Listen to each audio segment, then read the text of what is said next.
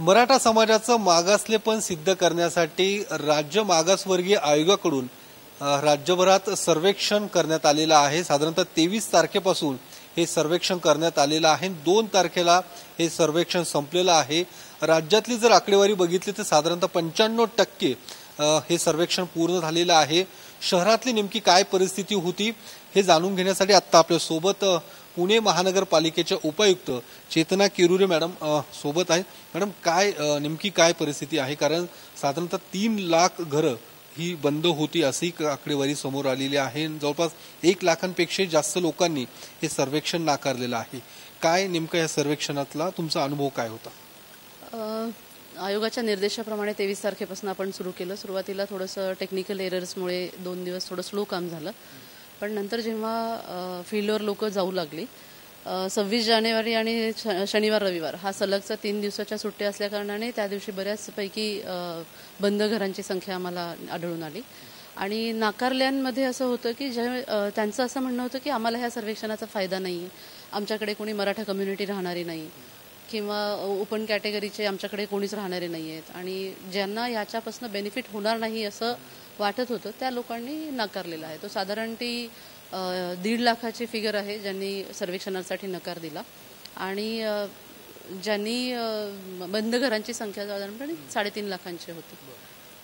आता हे सर्वेक्षण पूर्ण झालेलं आहे, याच्यानंतरचं नेमकं पुढचं काम कसं असणार आहे, याचा काय अहवाल तुम्ही देणार आहात आयोगाला? कारण की आयोगाच्या अहवालानंतर अधिवेशन जे होणार आहे राज्य सरकारचं ते सगळं त्यावरती सगळं अवलंबून असणार आहे। नेमकी काय पुढची प्रोसेस असते? हे सर्वेक्षण ऑनलाईन होतं, त्याच्यामुळे रिअल टाइम डेटा हा आयोगाकडे जमा झालेला आहे आणि ह्या डेटाची कस्टडी आयोगाचीच आहे। सो महानगरपालिकेच्या स्तरावर कुठलाही डेटा नाही किंवा त्याचं पुढचं ॲनालिसिस किंवा पुढचं काय कशा पद्धतीने प्रयोजन आहे हे आयोगच सांगू शकेल। कॉर्पोरेशनच्या स्तरावर आपण नाही सांगू शकणार। यामध्ये प्रामुख्याने मराठा समाजाचं शैक्षणिक आणि सामाजिक मागासलेपण खरं तर तपासलं जात होतं। नेमकं या सगळ्या डेटामधून काय नेमकी माहिती समोर येताना दिसते तुम्हाला? नाही, डेटा आमच्याकडे नाहीच आहे। सो त्याच्यातनं काय ॲनालिसिस करून डेटा काय मिळेल हे आम्ही सांगू शकत नाही, पण सर्वेक्षणाचं काम हे 5 मॉड्यूलमध्ये होतं, ज्याच्यामध्ये मूलभूत माहिती होती, सामाजिक होती, आर्थिक होती, कौटुंबिक होती, आणि त्या अनुषंगाने त्या मॉड्यूलच्या अनुषंगाने आयोग त्याचं ॲनालिसिस करून त्याचा अहवाल प्रसिद्ध करेल। हे सर्वेक्षण करत असताना जी काही प्रश्नावली तयार करण्यात आली होती त्या प्रश्नावलीवरती सुद्धा काही आक्षेप नोंदवण्यात आले होते काही संघटनांकडून सुद्धा, त्यावरती काय नेमकं आक्षेप नोंदवला गेला तर काही माहिती नाही? आक्षेप ॲज सच आमच्याकडे तर तसं काही आलेलं नाही। आयोगाकडे मला वाटतं 1-2 काहीतरी कुठल्या जाती त्याच्यामध्ये नमूद नाहीत किंवा त्याचं मेन्शन केलेलं नाही असं होतं, पण पुणे महानगरपालिकेमध्ये तसं आपल्याला काही अनुभव आला नाही। या सगळ्या डेटाचं किंवा हे जे सर्वेक्षण केलेलं आहे या पुढच्या काळामध्ये त्याचा फायदा होऊ शकतो काय वाटते? डेटा अगेन मी जसं म्हटलं की हा डेटाचं कस्टडी पूर्ण आयोगाकडे असल्याकारणाने आयोगच त्याच्यावर प्रोसेस करू शकेल। आमच्याकडे काहीच नाही, आम्ही फक्त फिगर की आमच्या प्रगणकांनी किती प्रॉपर्टीज कव्हर केल्यात एवढा फक्त डेटा आमच्याकडे आहे। आम्ही तेवढं सांगू शकतो की 14,30,000 प्रॉपर्टीजला पुण्यामधल्या आपण आपल्या प्रगणकांनी भेटी दिल्या, आणि त्याचा जो काही सर्वेक्षणाचा डेटा नाकारलेला किंवा त्या फिगर्स आपल्याकडे फक्त आहेत, बाकी आपल्याकडे कुठलाही डेटा नाही आहे। पण या सगळ्या याच्यामध्ये जी काही मुदत नंतर सुद्धा वाढवून देण्यात आली होती 2 दिवसांची, मुदत कमी झाली असं वाटतं की या सगळ्या याच्यामध्ये हे सर्वेक्षण करणं एकूण लोकसंख्येच्या मानाने वेळ कुठंतरी कमी पडला? प्रत्यक्ष पुणे महानगरपालिकेचं म्हणाल तर आम्ही त्याप्रमाणे मॅनपॉवर डिप्लॉय केलेली होती।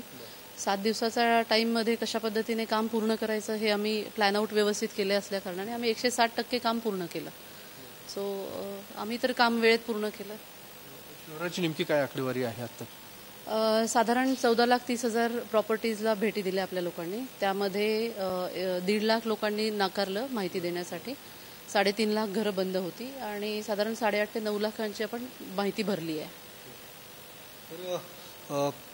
सर्वेक्षण पार पडलेलं आहे आणि या संदर्भातला जो काही डेटा आहे तो अर्थातच मागासवर्गीय आयोगाकडे असणार आहे, आणि या संदर्भातला जो अंतिम अहवाल आहे तो मागासवर्गीय आयोगच तयार करणार। त्यानंतर राज्य सरकार जे मराठा समाजासाठी अधिवेशन घेण्याचं निश्चित केलेलं आहे त्या अहवालावरतीच हे संपूर्ण अधिवेशन असणार आहे। नेमकं आता आयोग हा अहवाल कधीपर्यंत देणार आणि त्यानंतर अधिवेशनाची तारीख नेमकी काय निश्चित होणार हे बघणं महत्त्वाचं असणार आहे।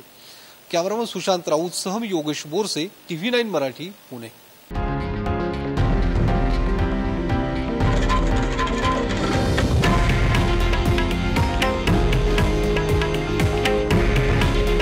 हे आहे देशातील नंबर 1 न्यूज नेटवर्क आणि आपण पाहत आहात TV9 मराठी.